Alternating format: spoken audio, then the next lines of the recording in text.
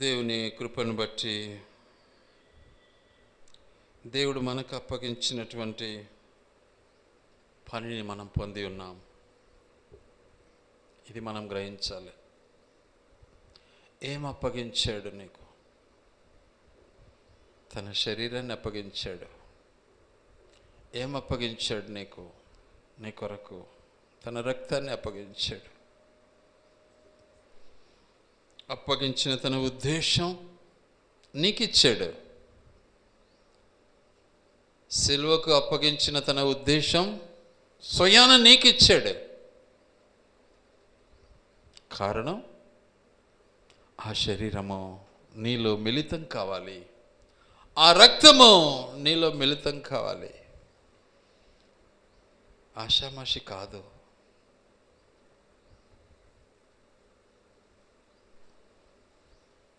పరిశుద్ధ గ్రంథం యొక్క అమూల్యమైనటువంటి తన యొక్క జ్ఞాన ఉపదేశం ఎలా ఉంటుంది అంటే, గుండెలు పిండి పారేస్తుంది. అట్లే గ్రహించక మాట్లాడుతూ ఉంటారు ప్రజలు చాలామంది. నాకు అప్పగించబడింది ఏంటిది? తన శరీరము, తన రక్తం. అప్పగించిన తన ఉద్దేశం ఏంటి?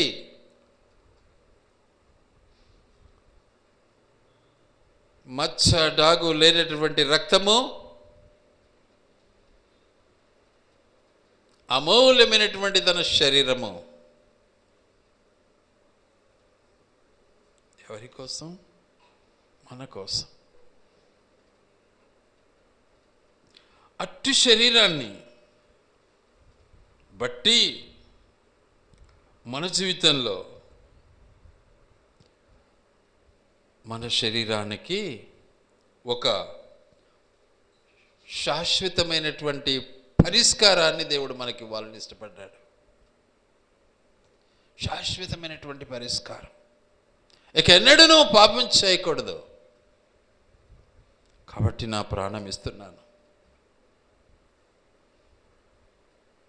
నోరు జారిపోతుంటుంది, నిర్లక్ష్యానికి బానిసమై ఉంటావు, సోమరి నిన్ను ఏలుతూ ఉంటుంది, నీ బ్రతుకు చీకటిమయమై ఉంటుంది. నీ కొరకే దేవుడు ప్రాణం ఇవ్వాలని ఇష్టపడ్డాడు.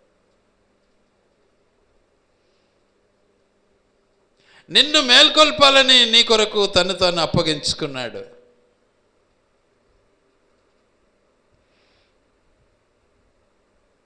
కృతజ్ఞత జీవితాన్ని నీకు ఇవ్వాలని ఇష్టపడ్డాడు.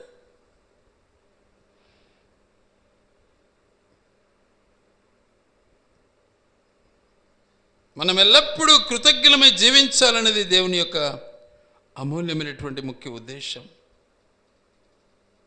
తన యొక్క శరీరాన్ని సజీవ యాగానికి అప్పగించుకున్నాడు. నీ శరీరాన్ని కాపాడాలని. నువ్వు మర్చిపోతున్నావేమో నీ జీవితంలో. నీ శరీరాన్ని సుఖంగా పెట్టాలని తన శరీరాన్ని ఆ మండుటెండలో సిలువకు అప్పగించాడు నీ దేవుడు. నువ్వు ఇంకా సుఖానికి బానిసమైపోతున్నావు.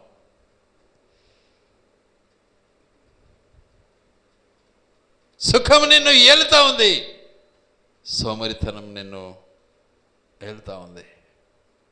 కాబట్టి దేవుడు మనకు చక్కగా వివరిస్తూ ఉంటాడు ప్రతి మాట కూడా. కానీ యేసయ్య మనకు ఒక అమూల్యమైనటువంటి పరిష్కారాన్ని దేవుడు మనకిచ్చాడు. ఇక మీదట నేను పాపము చేయకుండానట్లు తన ప్రాణాన్ని నా కొరకు అర్పించి నన్ను విడిపించాడు నా దేవుడు. కృతజ్ఞుడై జీవించటానికి నాకు నేర్పిస్తూ ఉన్నాడు నా దేవుడు. నేను పరలోక రాజ్యానికి వారసుని కావాలి, వారసురాలిని కావాలి. యథార్థ హృదయురాలను కావాలి. ఆయన శరీరములో నా శరీరము కలిసిపోవాలి. వేరువేరుగా ఉంటే నువ్వు అక్కడ చేరలేవు. రాసి పెట్టుకో.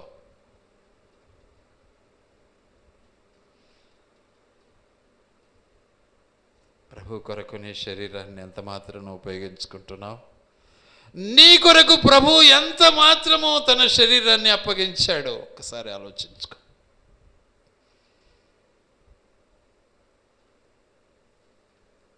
మందిరం పని చేయాలంటే మనకు కష్టం, ఇంట్లో పని చేయాలంటే మనకు కష్టం, అన్ని ఇబ్బందులే. మరి ఆయన కష్టం ఆయన అంటే చేసినాడు, మేము యాడ్ చేస్తాం. ఆయన కంటే మించిన మనిషివా నువ్వేమన్నా? ఆయన మించి ఉన్నావా ఈ లోకములో? ఆయననేమన్నా నువ్వు పుట్టించావా, లేక ఆయన నిన్ను పుట్టించాడా?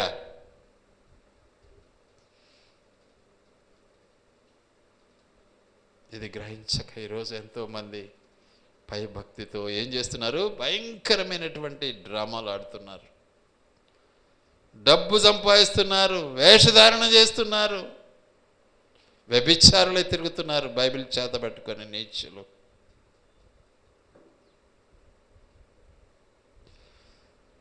దుష్ట సాంగత్యానికి బానిసలైపోయారు.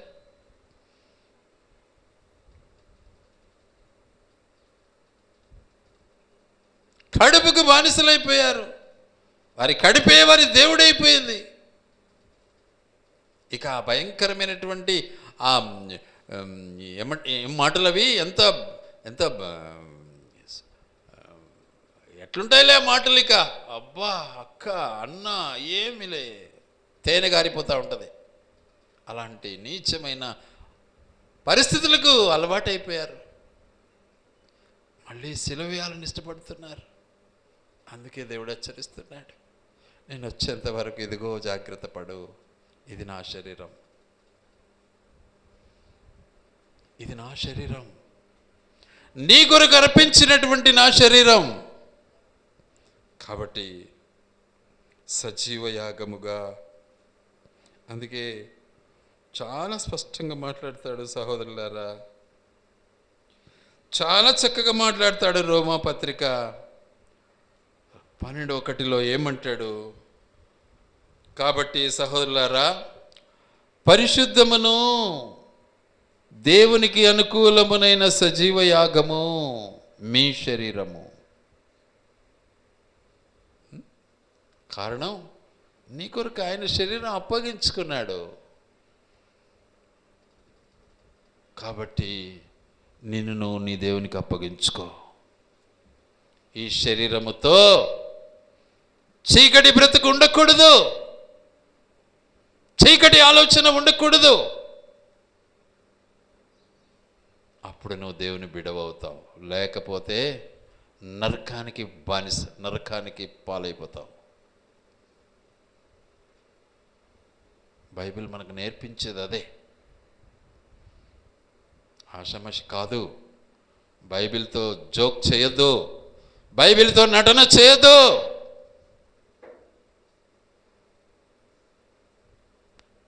ఎన్ని రకాల డ్రామాలు వేస్తున్నారు ఇప్పుడు. బైబిల్ పట్టుకున్నాను కొరకే నేను చెప్తున్నాను, పట్టుకోవడానికి అవసరమే లేదు ఇక. కానీ నీ పని, నీ జీవితం సాక్ష్యపు జీవితం కావాలి. సజీవ యాగముగా మీ శరీరాలను అర్పించబడాలి. అందుకే ఈ శరీరాన్ని నీకు నాకు పంచిపెట్టాడు. ఆయన శరీరం యథార్థమైనది, ఆయన శరీరంలో పాపము లేదు.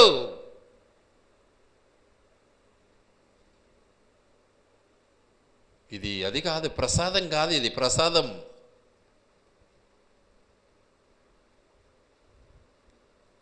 గ్రహించాలి. అందుకే చాలా చక్కగా మాట్లాడుతున్నాడు దేవుడు. ఏది చేసినా, నీవు ఏమి చేసినా, నీ శరీరముతో ఏది చేసినా ఆయనకు మహిమకరంగా ఉండాలి, ఆయనకు ఇష్టపూర్వకంగా ఉండాలి. అది చేయాలి. నీ ఇష్టమైంది కాదు, నీకు ఇష్టమైంది కాదు. ఈరోజు మనకిష్టమైంది కోరుకుంటూ ఉంటాం మనం. ఎంత నీచ బుద్ధి మనది, ఎంత పడిపోయిన బుద్ధి మనది, ఎంత స్వార్థపు బుద్ధి మనది.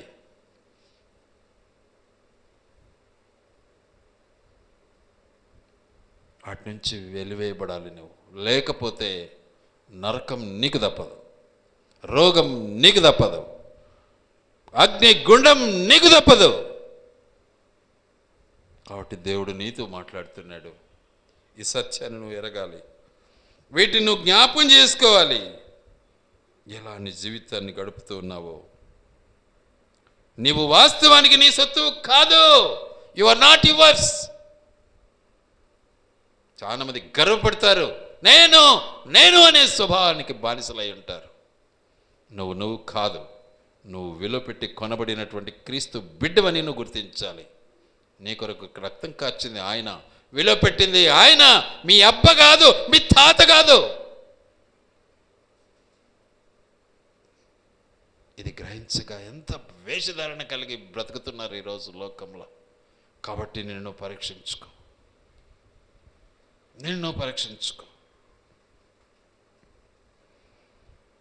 గనుక నువ్వు గుర్తుపెట్టుకో, గుర్తు చేసుకో. ఎందుకంటే మనం ఇక మీదట పాపమునకు బానిసలం కాకూడదు, పాపానికి దాసులం కాకూడదు. ప్రభు నమ్మావా? రైట్ లెఫ్ట్ నీ చూపు ఉండకూడదు, కుడి ఎడమలకు తిప్పకూడదు నీ చూపు, నీ ఆలోచన ఉండకూడదు. ఏకదృష్టి, యేసు వైపు చూడాలి. సులువుగా వస్తాయి చిక్కులన్నీ, వాటన్నిటినీ అధిగమించి యేసు వైపు చూడడం నేర్చుకోవాలి మనం. అది లేకుండా ఏమన్నా కానీ దేవుడే పెట్టాడు. మోసం చేయమని దేవుడు పెట్టలే, వ్యభిచారం చేయమని దేవుడు పెట్టలే, అబద్ధం ఆడమని దేవుడు పెట్టలే. దేవుని అన్యాయం చేస్తున్నారు, దేవుని పైన విషం కక్కుతున్నారు, దేవుని పైన నింద మోపుతున్నారు, ఇంకా సిగ్గులేక. మన బ్రతుకును మార్చుకోవాలి. ఏ ఒక్కరిని దేవుడు అట్లా అన్యాయంగా ఉండాలని ఇష్టపడలే. అందరూ యథార్థంగా ఉండాలి, నా బిడ్డలు నా వల్లే అనుకుంటాడు. మంచి తల్లిదండ్రులు ఏమనుకుంటారు? నాలాగా ఉండాలని అనుకుంటారు. నేను ఒకప్పుడు నా పిల్లలకు అదే చెప్పేవాడిని, మీ అమ్మను నన్ను చూసి మీరు మసలండి, మెలగండి అని చెప్పేవాడిని. మేము తప్పుడు వాళ్ళమైతే మీరు తప్పుడు దారిలో పోండి, మేము మర్యాదగా నడుచుకుంటామంటే మర్యాద నడుచుకోండి, అంతే. ఇదే బోధన. అది నీ సాక్ష్యం లేకుంటే నీ పిల్లలు ఎలా నడుచుకుంటారు? ఆలోచించుకోండి ఒకసారి. మన బ్రతుకును మార్చుకోవాలి. కాబట్టి ఎల్లప్పుడూ కూడా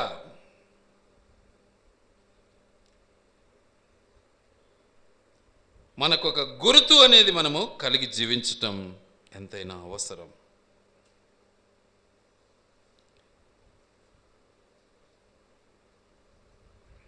ఎందుకంటే మనతో జీవించేవాడు ఆయన. మనం నిజంగా ఆయనతో మనము పరిశుద్ధంగా ఉంటేనే ఆయన మనతో జీవిస్తాడు, లేకపోతే ఆయన దూరం అయిపోతాడు. మోసం చేయొద్దండి, మోసపోకండి.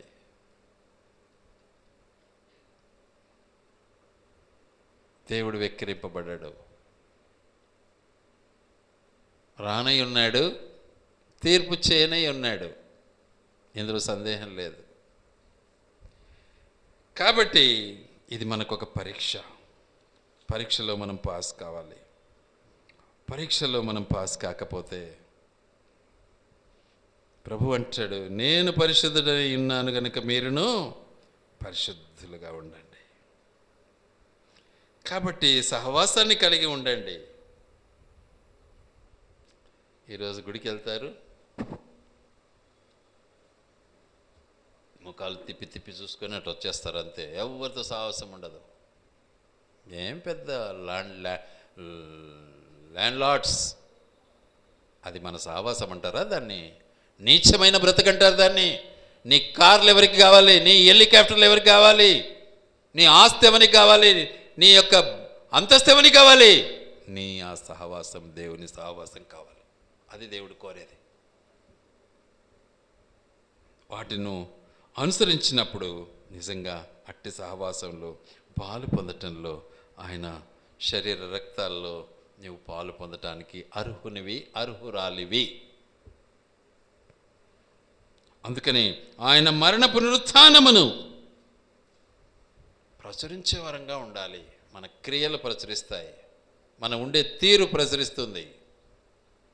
డబ్బ కొట్టాల్సిన అవసరం లేదు. నీ క్రియ,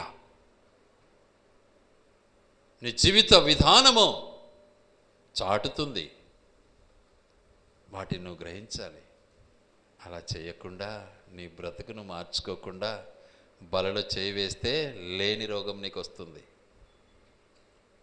డాక్టర్లు కూడా తొందరగా గుర్తుపట్టలేరు. జాగ్రత్త పడాలి.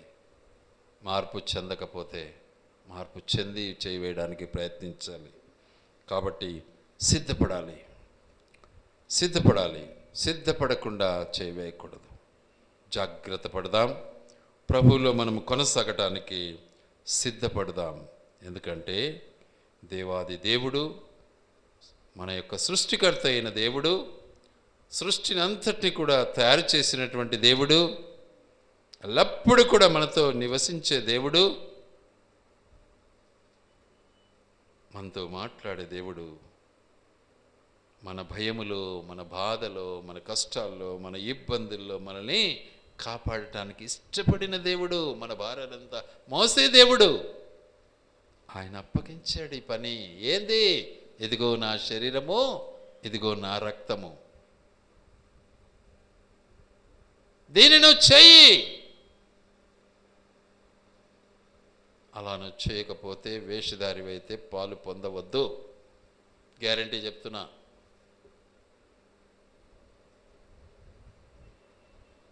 నువ్వు మార్చుకొని మారు మనసు పొంది పశ్చాత్తాపడి, అందుకే ఆ పాట పాడాను. పాపము తలచు సుమీ పశ్చాత్తాపము పొందు సుమీ. అవతలంది